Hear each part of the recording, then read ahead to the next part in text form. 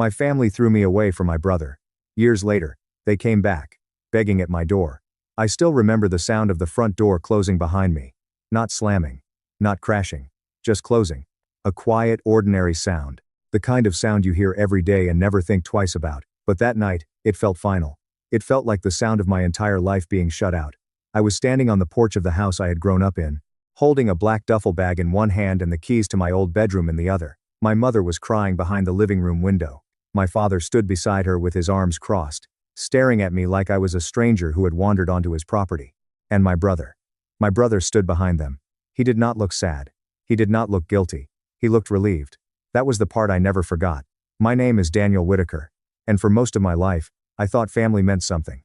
I thought blood meant loyalty. I thought parents protected the child who told the truth. I thought brothers might fight, argue, compete, even hate each other for a while, but when the world turned cruel, they would still stand shoulder to shoulder. I was wrong. My family threw me away from my brother, and years later, when everything they had built around him collapsed, they came back begging at my door. But by then, the boy they had thrown away no longer existed. I was 26 the night my parents told me to leave. My brother, Ethan, was 28. Growing up, Ethan had always been the golden child. Every family has one, even if nobody admits it. In our house, it was obvious. Ethan was the firstborn son, the football captain, the charming smile, the one teachers called full of potential even when he did not turn in homework. I was the quieter one, the responsible one, the one who cleaned up after dinner without being asked, the one who helped dad fix the porch steps, the one who drove mom to doctor's appointments when Ethan was too busy, the one who stayed up late balancing my parents' bills when dad's hours got cut and mom's arthritis made it hard for her to keep working at the library. But none of that made me special. It just made me useful. That is something you do not understand when you are young. Sometimes people do not love you for who you are. They love you for what you absorb. Their stress. Their shame. Their consequences. Their failures. And when you finally stop absorbing those things, they call you selfish. Ethan and I had always been different. He wanted attention. I wanted peace. He wanted shortcuts. I believed in doing things the hard way if it meant I could sleep at night. After college, I got a job as a junior project manager at a construction supply company in Columbus, Ohio. It was not glamorous. I wore steel-toe boots more often than dress shoes, spent half my day chasing delivery schedules, and ate lunch in my truck more than I ate in restaurants. But it was honest work. And I was proud of it. Ethan, on the other hand, floated from one business opportunity to another. First, it was a fitness supplement brand, then online trading, then flipping used cars, then a renovation company that somehow never finished a single renovation. Every time something failed, Ethan had a reason. The market changed. His partner betrayed him. The bank would not give him a chance. The city regulations were unfair. Someone always stood between Ethan and success. And somehow, that someone was never Ethan. My parents believed every word. He just needs support, my mother would say. He is ambitious, my father would add. At least he is trying to build something. I was trying too. But paying rent, saving money, and showing up to work on time did not look impressive at Sunday dinners. Ethan knew that. He knew how to perform struggle. He would sit at the dinner table, rubbing his face like a tired CEO, talking about investors, contracts, expansion plans, and how close he was to a breakthrough. My mother would look at him with worry. My father would look at him with pride. And I would sit there quietly, knowing half of what Ethan said was smoke, maybe more than half. The first serious warning came when my parents asked me to co-sign a loan for him. It was a Thursday evening in October. Mom had made pot roast, which meant she wanted something. Dad poured me a beer before I even took off my jacket. That was never a good sign. After dinner, Ethan leaned back in his chair and cleared his throat. "I have a real opportunity," he said. I almost laughed. He had said those exact words at least 5 times in the last 3 years, but I stayed quiet. He explained that he was starting a property renovation business. He claimed he already had 2 contracts lined up, a crew ready, and suppliers willing to work with him. All he needed was capital. "How much?" I asked. He glanced at Dad. Dad answered for him. $40,000. I put down my fork. $40,000? It's not a gift, Ethan said quickly. It's a business loan. I'll pay it back within a year. I looked at him. What bank approved you? His jaw tightened. That's the issue. Because of some old credit stuff they want a co-signer. Old credit stuff, I repeated. Mom shifted uncomfortably. Daniel, do not start. I looked at my mother. Do not start what? Interrogating him. I'm asking normal questions. About a $40,000 loan. Dad leaned forward. You have good credit. Stable income. No family of your own yet. This is something you can do. There it was. No family of my own. As if that meant my life was spare parts for theirs. I shook my head. I'm sorry. But I cannot co-sign that. The room went silent. Ethan's expression changed first. The tired entrepreneur mask slipped, and underneath it was pure anger. You cannot, or you will not. Both. I said. Dad's face hardened. Your brother needs you. And if he misses payments, I'm responsible. He will not miss payments. I looked at Ethan. Ethan looked away. That was my answer. I'm not doing it, I said. My mother's eyes filled with tears, not because she was hurt, because she knew tears worked on me. Daniel, she whispered, we are family. I felt something twist in my chest. I know. Then act like it. That sentence stayed with me for years. Then act like it. As if family meant handing over your future without question. As if love meant financial suicide. As if boundaries were betrayal. I left that night with everyone disappointed in me. 2 weeks later, my parents co-signed the loan themselves, and that was the beginning of the end. For a while, Ethan's renovation business looked real. He rented a small office. He put a logo on his truck. He had business cards printed on thick paper with gold lettering. My parents were thrilled. Dad told everyone at church that Ethan was finally coming into his own. Mom posted photos on Facebook with captions like, "So proud of my oldest son chasing his dreams." I liked the post, because I was still trying to be normal. Still trying to stay close. Still trying to ignore the pit in my stomach. 3 months later, Dad called me on a Friday night. His voice was tight. Can you come over? What happened? Just come. When I got there, Mom was sitting at the kitchen table with a stack of envelopes in front of her. Dad was pacing. Ethan was nowhere. What's going on? I asked. Dad pushed one of the envelopes toward me. It was a notice from the lender. 2 missed payments. I looked at Mom. She would not meet my eyes. Where's Ethan? Dad stopped pacing. He's dealing with some things.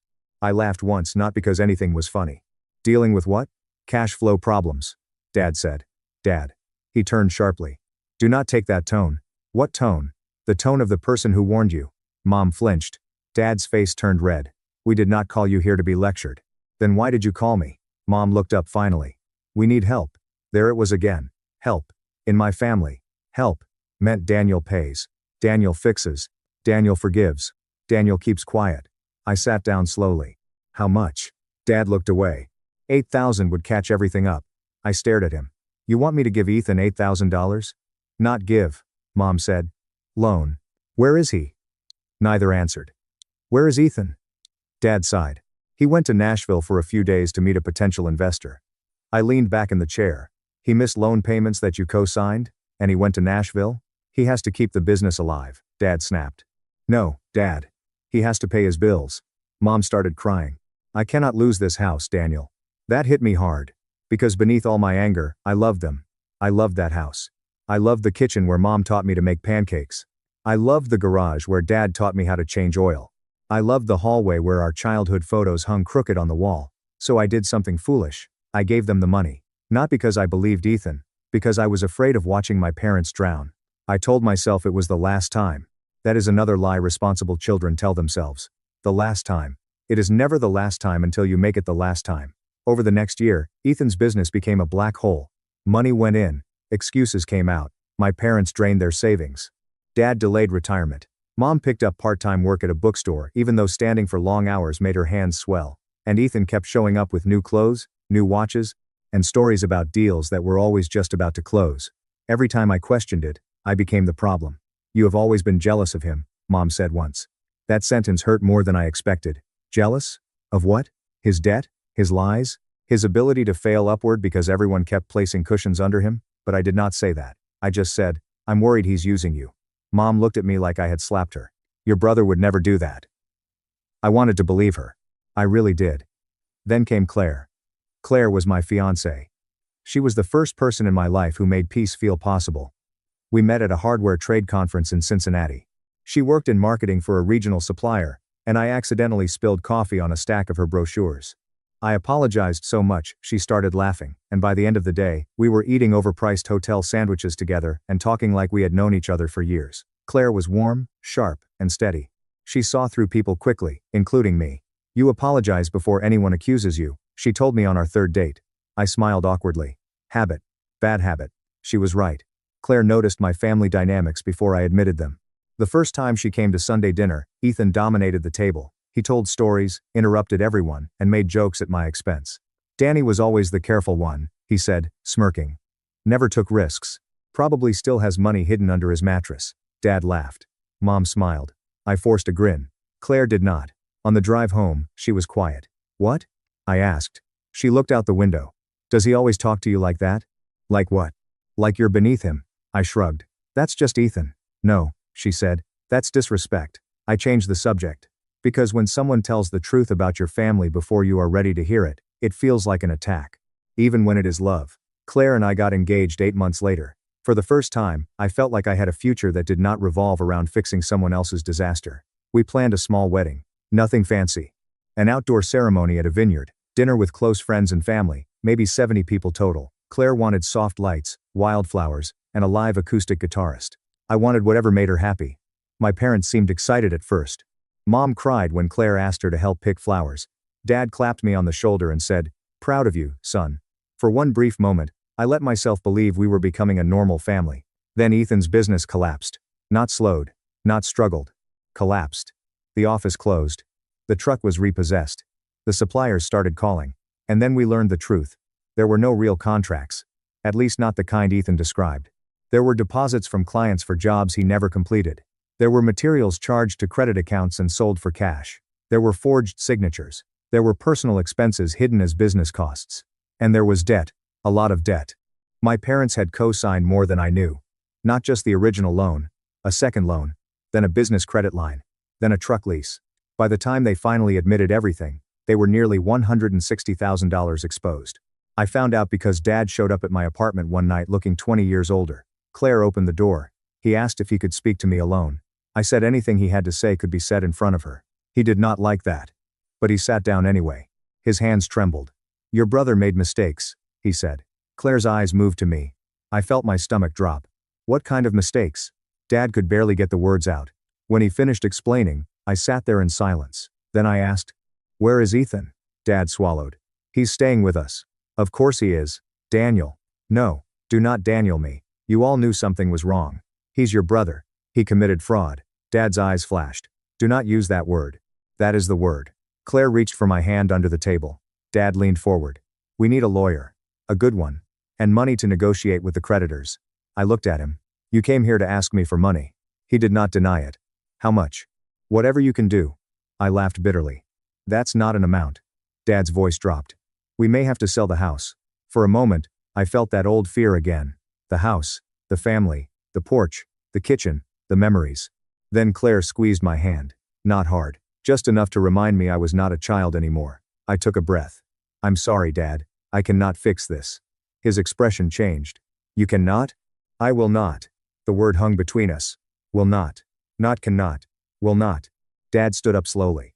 I never thought I would see the day my son turned his back on his family. I stood too. "No. You are seeing the day your son refuses to be used." He looked at Claire. "This is her talking." Claire's face hardened. "Excuse me?" Dad pointed at her. "You think you know our family because you have been around for a year?" I stepped between them.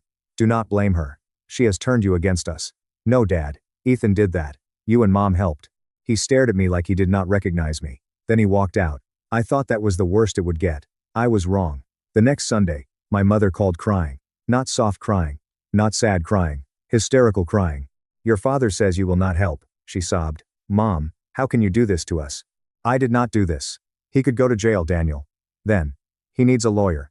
He needs his family. He needed his family before he stole from people too." She gasped. "You sound so cold." Cold. That word became their favorite weapon. When I refused money, I was cold. When I questioned Ethan, I was cruel. When I defended Claire, I was disrespectful. When I told the truth, I was tearing the family apart. And Ethan? Ethan was struggling. Ethan was lost. Ethan was scared. Ethan needed grace. I remember asking my mother one question. "What about me?" She went quiet. I said it again. "What about me, Mom?" "What do you mean?" "I have helped for years. I have given money. I have shown up. I have cleaned up messes I did not make. When do I matter?" She was silent for so long I thought the call had dropped. Then she whispered, "This is not about you." That was the answer. It had never been about me. 2 months before my wedding, everything exploded. Ethan came to my apartment while Claire was at work. I should not have let him in. But I did. He looked terrible. Unshaven. Pale. Eyes red. He smelled like cigarettes and stale alcohol. He stood in my living room, looking around at the framed photos, the wedding invitations on the table, the neat life I was trying to build. "You are really going through with it," he said. I frowned. "With what?" He nodded at the invitations. The wedding. I stared at him. Yes, Ethan, I'm marrying my fiancée. He laughed softly. Must be nice. What do you want? His face twisted. I need help. No, you did not even hear me. I have heard enough. He stepped closer. Mom and Dad are drowning. Because of you. He flinched, then recovered. You always loved saying that. Because it is true. You think you are better than me. No. I think I make different choices. He sneered. Claire teach you that line? I pointed to the door. Leave. But he did not leave. Instead, he said something I will never forget. You know, for someone who acts so loyal, you have no idea what loyalty costs. I turned back. What does that mean? He smiled, but there was no humor in it. It means one day you will need someone, and everyone will remember how you acted. I stepped toward him. Are you threatening me? He shrugged. I am reminding you. I opened the door. Get out. He walked past me and stopped in the hallway. Then he looked back. Family remembers Danny. I shut the door in his face. 2 weeks later, Claire broke off the engagement.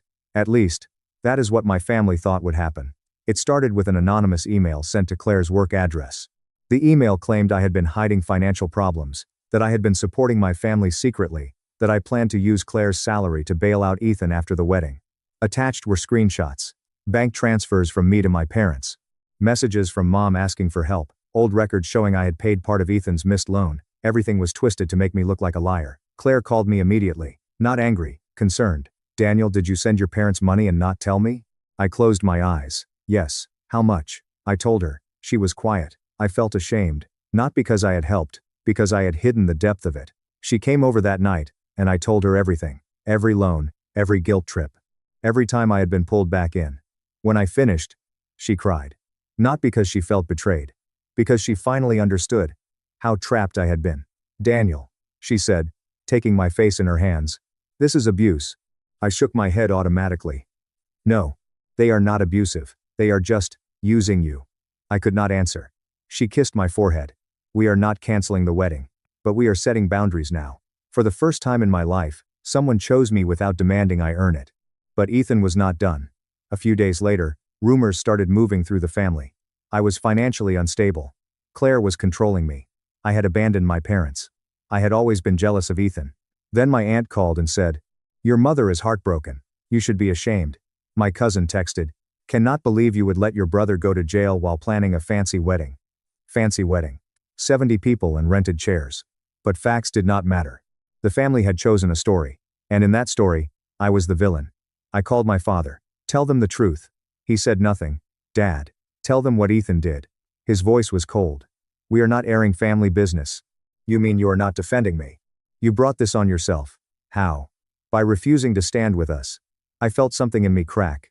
I have stood with you my entire life. No, Daniel, he said. You stood beside us when it was easy. Now that it is hard, you are walking away. I laughed, but it came out broken. Is that really what you believe? He paused. Then he said, your mother and I think it would be best if you step back from the family for a while. I froze. What does that mean? It means, do not come by. Do not call your mother. Let everyone calm down. You are cutting me off? We are asking for space. Because I will not pay Ethan's debts.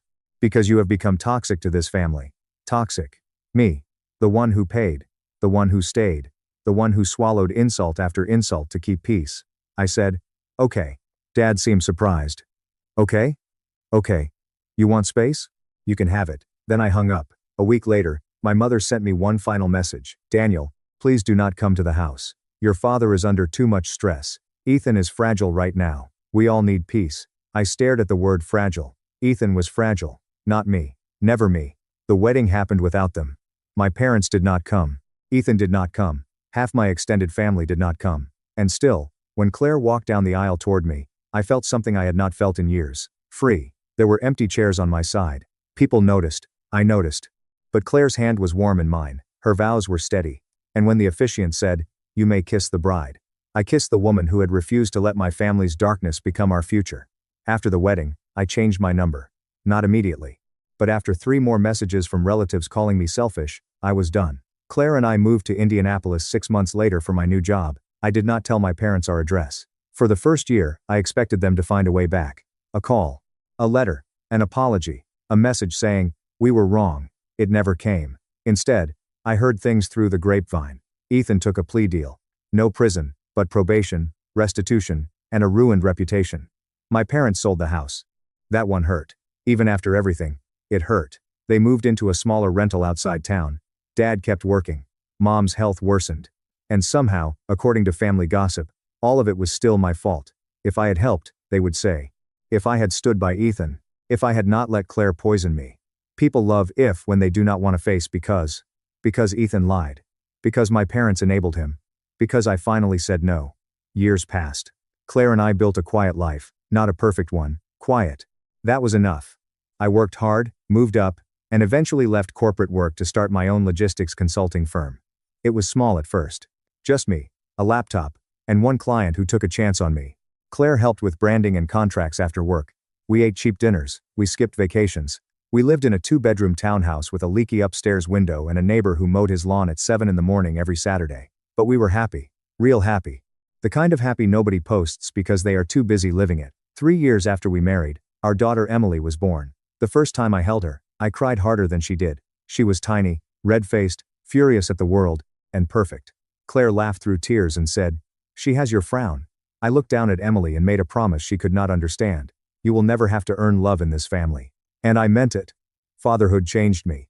Not in the way people say, like suddenly discovering responsibility. I had always been responsible. Fatherhood taught me softness. It taught me that love should not feel like debt.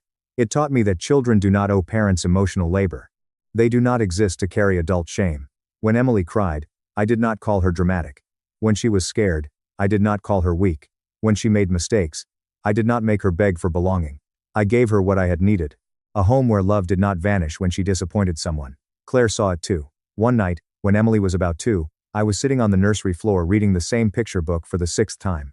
Emily had fallen asleep halfway through. Her cheek pressed against my arm. Claire stood in the doorway, watching. "What?" I whispered. She smiled sadly. "You are breaking the cycle." I looked down at my daughter. "No," I said. "She is." By the 5th year, I had stopped expecting an apology. By the 6th, I had stopped wanting one. That surprised me. For a long time, I thought healing meant getting justice. A confession. A dramatic confrontation. My parents standing in front of me saying, "We failed you." But healing came quieter than that. It came when their absence stopped feeling like an open wound and started feeling like scar tissue. Still there, still part of me, but no longer bleeding. Then, in the 7th year, my old life found my front door. It was a Saturday in late November. Cold, gray, windy. Emily was 6 and making paper snowflakes at the kitchen table. Claire was upstairs folding laundry. I was in the garage trying to fix a shelf that had been crooked for 2 years. The doorbell rang. I wiped my hands on a rag and walked to the front door, expecting a package or a neighbor. When I opened it, I saw my mother. For a second, my brain refused to recognize her. She looked smaller, older. Her hair was almost completely gray. Her face had deep lines around the mouth. She wore a brown coat I remembered from years ago, but it hung loose on her shoulders. Beside her stood my father. He had aged even more. The broad, certain man who once stood with crossed arms in our old living room was gone. His back was slightly bent, his eyes looked tired. And behind them, half hidden near the driveway, was Ethan. My hand tightened on the door. No one spoke. The wind moved through the bare trees. My mother started crying. Not loud this time. Just tears sliding down her cheeks. "Daniel," she said. I felt nothing at first. That scared me. For years I had imagined this moment. I thought I would rage. I thought I would break. I thought I would slam the door. Instead, I simply looked at them. "How did you get my address?" Dad swallowed. "Your Aunt Lisa." Of course. I made a mental note. Mom looked past me into the house. "Can we come in?" "No." The word came out calmly. Her face crumpled. "Please." I stepped outside and pulled the door mostly closed behind me. "My daughter is inside." Mom's eyes widened. "You have a daughter?" I almost laughed. 7 years. They did not know they had a granddaughter. Because they had never asked. "Yes." Mom covered her mouth. Dad looked at the ground. Ethan still had not spoken. I looked at him. He looked terrible. Not like before, when he performed failure. This was different. He looked hollow. "What do you want?" I asked. Mom flinched at the coldness in my voice. Dad cleared his throat. "We need to talk." "You can talk from there." "Daniel," Mom whispered, "please do not be cruel." There it was. Even now. Cruel. I looked at her for a long moment.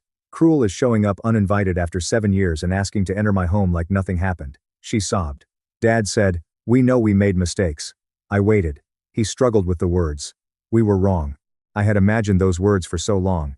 They sounded smaller in real life. Not healing. Not magical, just late. About what? I asked. Dad looked confused. What? Be specific. Mom cried harder. Dad's jaw tightened the way it used to when he felt challenged. But then it loosened. He looked old. We were wrong to blame you. For what? For Ethan's mistakes. I looked at Ethan. His crimes. I said. Ethan's face went pale. Dad nodded slowly. His crimes. That was the first time I had ever heard my father say it. Mom whispered. We were wrong to miss your wedding. My throat tightened. I hated that it still hurt. Dad added. We were wrong to cut you off. I looked between them. And? Mom's voice broke. We were wrong to choose him over you. Silence. The wind pushed dead leaves across the porch. For a moment, I was 26 again, standing outside the old house with my duffel bag, waiting for someone to open the door and say, wait. We made a mistake. No one had. Now they were here. 7 years too late. I asked again, what do you want? Dad glanced at Ethan. Of course. My chest went cold. Mom stepped forward. Your brother is in trouble. I almost smiled. Not because it was funny, because it was predictable. There are some people who only find your door when their house is on fire. What kind of trouble? Ethan finally spoke. His voice was rough. I'm sick. That stopped me. Despite everything, it stopped me. What? He looked down. Kidney failure. Mom sobbed into her hands. Dad said, he is on dialysis. The doctors say he needs a transplant. I stared at Ethan. He would not meet my eyes. The world seemed to narrow. The porch. The cold air. My parents' desperate faces. My brother standing there like a ghost from a life I had buried. Then I understood. You want my kidney. Mom whispered. We want you to get tested. I laughed once. It sounded ugly. Claire opened the door behind me. Daniel? She saw them. Her face changed instantly. She stepped beside me, close but not in front of me. My mother stared at her. Claire. Claire did not respond. She looked at me. Are you okay? I nodded. Mom's eyes filled with fresh tears. You have a child? Claire's expression hardened. Yes. Mom took a step forward. I'm her grandmother. Claire's voice was calm. No. You are Daniel's mother. You have not earned anything else. Mom recoiled like she had been slapped. Dad looked at Claire with old anger, but it died quickly. He did not have the power here anymore. That was new. Ethan coughed into his sleeve. For a second, he looked less like the villain of my story and more like a broken man. I hated that I noticed. Dad said, Daniel, I know this is a lot, but he could die. I looked at him. And that brings you here. Mom cried. He is your brother. I felt something ancient rise in me. Not rage. Clarity. He was my brother when he lied about me to my fiancée. Ethan closed his eyes. He was my brother when he let you blame me for his debts. Dad looked away. He was my brother when you told me I was toxic. Mom whispered, please. He was my brother when you told me not to come home. Nobody spoke. I continued. And I was your son when you missed my wedding. Mom broke down. I was your son when my daughter was born. Dad's face twisted. I was your son every single day you chose not to know whether I was alive or dead. Ethan whispered, I'm sorry. I looked at him. Those two words. 7 years late. Forced by illness. Wrapped in need. I asked, are you sorry because you hurt me? Or because you need something? He opened his mouth. Nothing came out. That was answer enough. Claire touched my arm. Not to stop me. To steady me. Dad said, just get tested. That's all we are asking. No, I said. Mom gasped. Dad stared. Ethan looked down. No? Dad repeated. No. Mom shook her head desperately. You cannot mean that. I do. He could die. I know. How can you live with that? The question should have pierced me. Years earlier it would have. But I had spent 7 years learning the difference between guilt and responsibility. I can live with not giving my body to someone who destroyed my life and never cared until he needed it. Mom's face changed. For the first time, I saw anger cut through her tears. You are punishing him. No. I am refusing to save him at my own cost. He is your blood. So was I. That silenced her. Dad rubbed his forehead. Daniel, we have no one else. I nodded slowly. I know that feeling. He looked at me. I said, I knew it when I stood outside your house with a duffel bag. Dad's eyes filled with tears. I had never seen my father cry before. Not when his own father died. Not when he lost his job. Not even when they sold the house. But now, on my porch, he cried. I failed you, he said. The words were quiet. Real. But still late. I looked at him for a long time. Yes, I said. You did. Mom whispered. Can we at least meet our granddaughter? Claire's answer came before mine. No. Mom looked devastated. Claire continued. You do not get access to our child because tragedy made you remember Daniel exists. My father looked at me. Daniel? I shook my head. She is right. Ethan leaned against the porch railing, breathing hard. For a moment, compassion pulled at me. Not enough to change my answer, but enough to keep me from cruelty. I said, I am sorry you are sick, Ethan. He looked up, surprised. I am, I said. I would not wish that on anyone. His eyes reddened. But I am not your solution. He nodded slowly. Maybe that was the first honest thing he had done in years. Mom kept crying. Dad stood frozen. And I realized they had truly believed I would say yes. After everything, they had still thought Daniel would pay. Daniel would fix. Daniel would forgive. Daniel would open the door. Because that was who I had been. But that version of me had died on the porch of another house 7 years earlier. I said, you need to leave. Mom reached out. Daniel, please. I stepped back. No. Dad gently pulled her away. For 1 second, his eyes met mine. There was shame there. Deep shame. Maybe even love.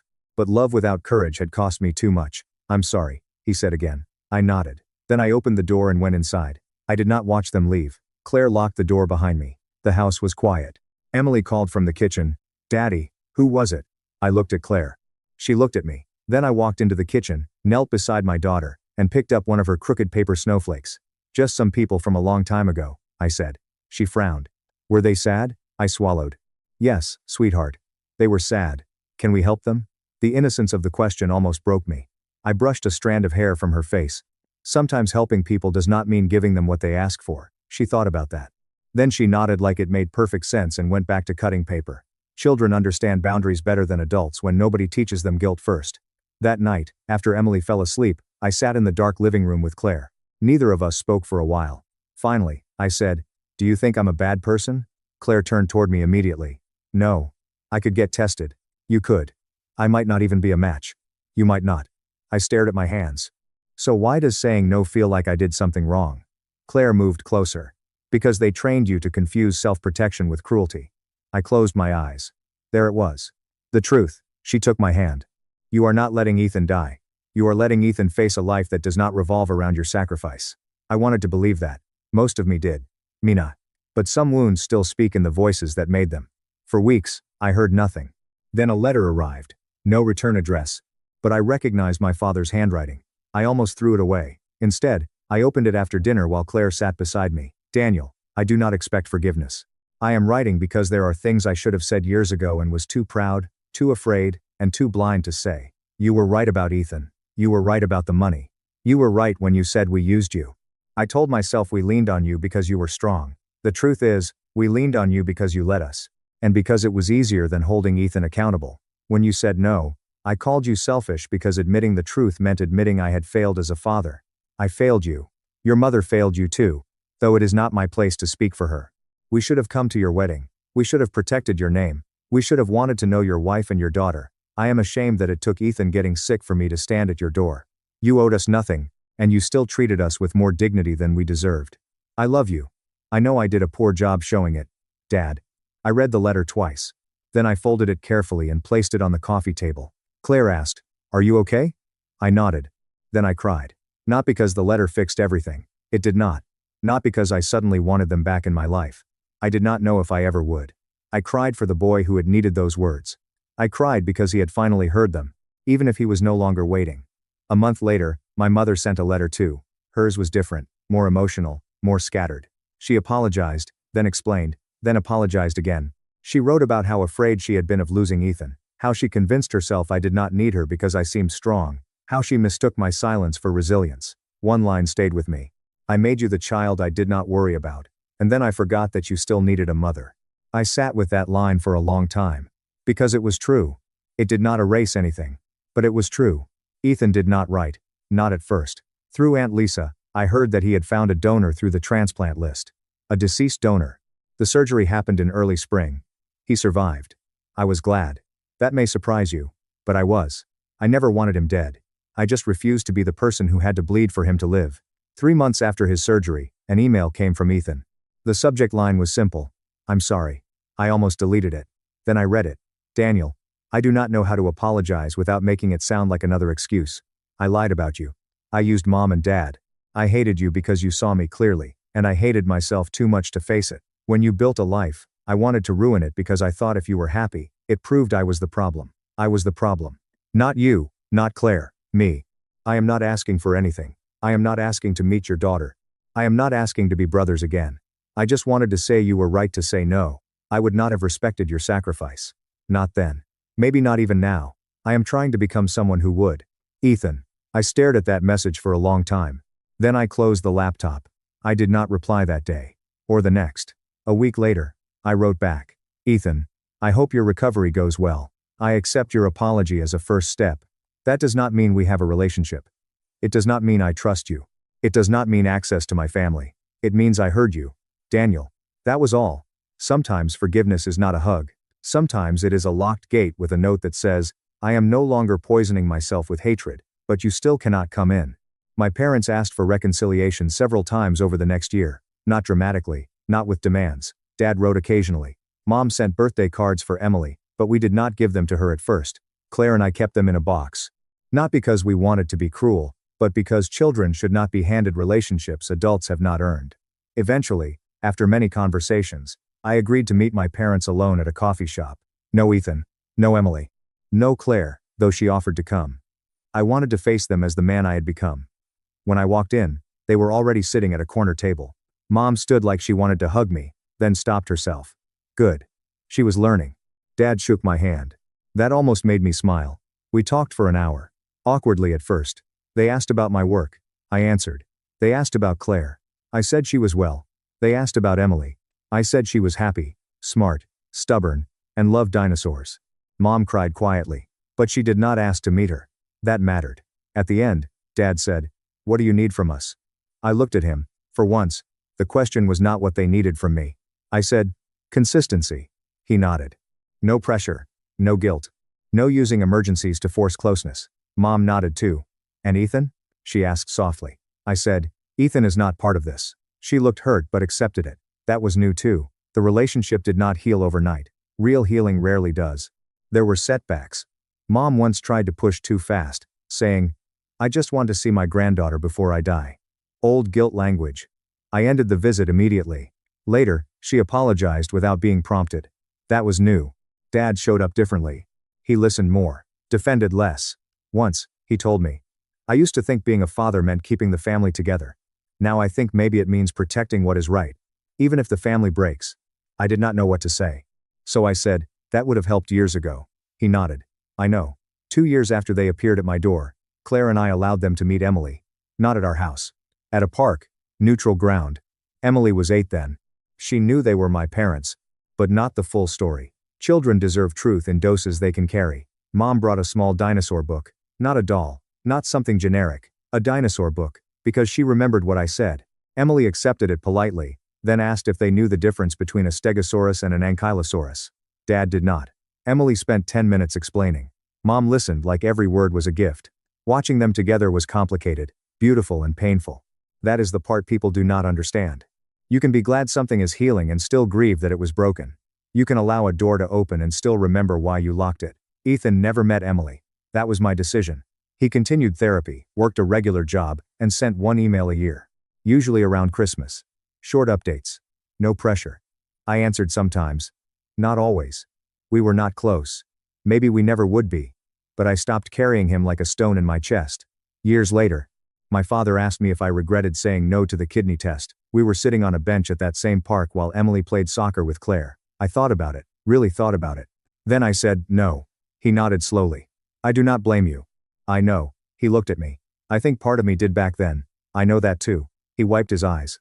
You were stronger than I deserved. I shook my head. No, Dad. I was finally strong for myself. He looked out at Emily. She will never know what that cost you. I smiled. That is the point. Because that is what healing does. It turns pain into protection. Not bitterness. Not revenge. Protection. My daughter will never stand on a porch wondering why she was so easy to throw away. She will never be told she is selfish for having boundaries. She will never believe love must be purchased with sacrifice. And if one day she says no to me, I hope I have the wisdom to ask myself whether I have asked too much. People think the most powerful moment of my story was when my family came begging at my door. It was not. It was not when my mother cried. It was not when my father apologized. It was not when Ethan admitted the truth. The most powerful moment was closing the door and walking back inside. Back to my wife. Back to my daughter. Back to the life I had built without their permission. Because sometimes the family that throws you away expects to find you exactly where they left you. broken, waiting, hungry for their approval. But healing means moving, growing, becoming someone they can no longer control with the old words. Selfish, cold, cruel, ungrateful. Those words used to own me. Now they are just echoes from a house I no longer live in. My family threw me away for my brother. Years later, they came back begging at my door. And I did not destroy them. I did not scream. I did not seek revenge. I simply told them the truth. I was your son too. And then I chose the family that had chosen me. That is not cruelty. That is freedom.